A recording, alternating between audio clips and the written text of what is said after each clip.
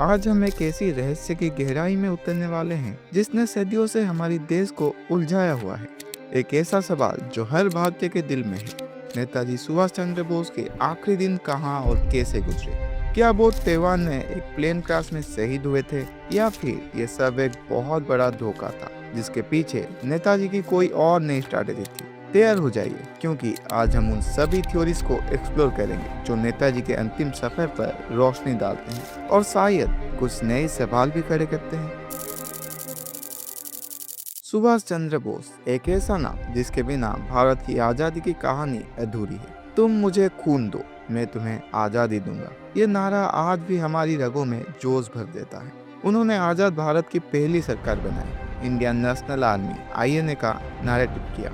लेकिन 1945 में जब वर्ल्ड वॉर 2 अपने अंतिम चरण पर था, तब नेताजी का रहस्यमय तरीके से गायब होना एक ऐसा दाग बन गया जो आज तक नहीं धुला। ऑफिशियली सरकार और कई सोर्सेस कहती है कि नेताजी की डेथ 18 अगस्त 1945 को ताइवान में एक प्लेन क्रैश में हुई थी। लेकिन क्या यह सच है? चलिए गौर करते हैं इस पूरी मामला पर। तो सबसे पहले बात करते हैं ऑफिशियली प्लेन क्रैश थ्योरी की। According to this theory, Netaji was in route to Tokyo from Saigon via Taihoku.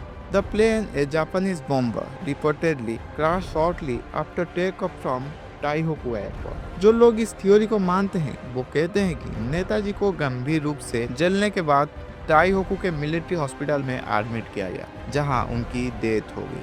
Colonel हबियर Rahman, जो उस प्लेन में नेताजी के साथ थे और बच गए थे, उन्होंने इस बात की पुष्टि की। जापानी डॉक्टर्स और विटनेसेस ने उनकी डेथ सर्टिफिकेट और क्रेमेटेड रिमेन्स की गवाही दी। इंडियन गवर्नमेंट ने भी कई कमीशंस जैसे शाह नवाज कमेटी 1956 और खोसला कमीशन 1970 ने इस थ्योरी को सपोर्ट किया है। लेकिन इस थ्योरी में भी कुछ लूप होल्स हैं जिन पर बात करना जरूरी है, जिसकी वजह से कई लोग आज भी इस पर विश्वास नहीं करते। अब आते हैं उन थ्योरीज पर जो इस प्लेन क्रैश थ्योरी को चैलेंज करती हैं। सबसे प्रोमिनेंट थ्योरी है कि नेताजी प्लेन क्रैश में नहीं मरे, बल्कि वो बचकर निकल गए और उसके बाद अपनी आइडेंटिटी छुपा कर रहे, जहां उन्हें स्टालिन ने कैद कर लिया था और उनकी डेथ साइबेरिया में हुई।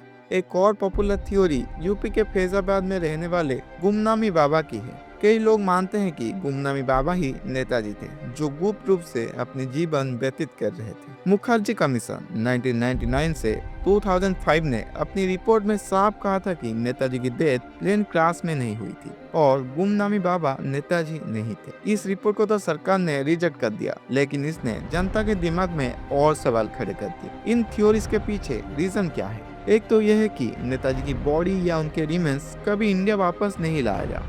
दूसरा, प्लेन क्रैश की सर्कमस्टांस को लेकर कई कंट्राडिक्शन और कंफ्लिक्टिंग रिपोर्ट्स हैं। और तीसरा, नेताजी जैसे मास्टर स्ट्रैटेजिस्ट के लिए ये एक परफेक्ट कवर अप हो सकता था, ताकि वो आगे चलकर अपने देश के लिए कुछ और कर सके। तो आखिर इस रहस्य का अंत क्यों नहीं होता? इसके कई कारण हैं। सबसे पहला, गवर्नमेंट रिकॉर्ड्स में कंफ्लिक्टिंग इंफॉर्मेशन का होना। कई फाइल्स है जो अभी भी क्लासिफाइड हैं और उन्हें पब्लिक नहीं किया गया है। सेकेंडली, आई विटनेस अकाउंट्स में डिफरेंस। जो लोग प्लेन क्रैश साइट पर मौजूद थे या हॉस्पिटल में थे, उनके स्टेटमेंट में भी कहानियों का अंतर पाया गया है। और सबसे इम्पोर्टेंट, नेताजी का करिश्मा और इनकी इमेज। भारत उनके बिना आज़ादी की कल्पना नहीं कर सकता। उनकी सडन डिसअपियरेंस और उनकी बॉडी का ना मिलना लोगों को ये मानने पर मजबूर करता है कि कुछ तो ऐसा है जो हमें बताया नहीं जा रहा। तो दोस्तों, हमें नेताजी सुभाष चंद्र बोस की अंतिम दिनों से जुड़ी सभी प्रमुख थ्योरीज पर बात की। ऑफिशियली प्लेन क्रैश की बात मानी जाती है, लेकिन कई लोगों के लिए यह अभी भी अनसॉल्व मिस्ट्री है। क्या नेताजी सच में उस प्लेन क्रैश में शहीद हुए थे, या फिर वो चुपचाप कहीं और निकल गए थे?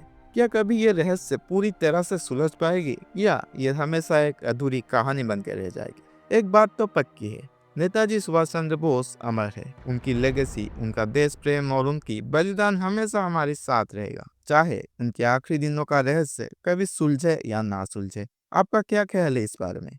क्या आपको लगता है कि नेताजी सच में प्लेन क्रैश में मर गए थे, या कोई और थ्योरी आपको ज्यादा कन्विंसिंग लगता है? कमेंट सेक्शन में आपका राज जरूर बताएं। अगर आपको ये वीडियो पसंद आए हो तो लाइक करना मत भूलिए, अपना दोस्त और फैमिली के साथ शेयर कीजिए और मेरे चैनल को सब्सक्राइब करना बिल्कुल मत भूलिए, क्योंकि मैं ऐसे ही इंटरेस्टिंग टॉपिक्स और इंटरगोइंग टॉपिक पर वीडियोस लाता रहा हूँ। मिलते हैं अगले वीडियो में, तब तक के लिए जय हिंद।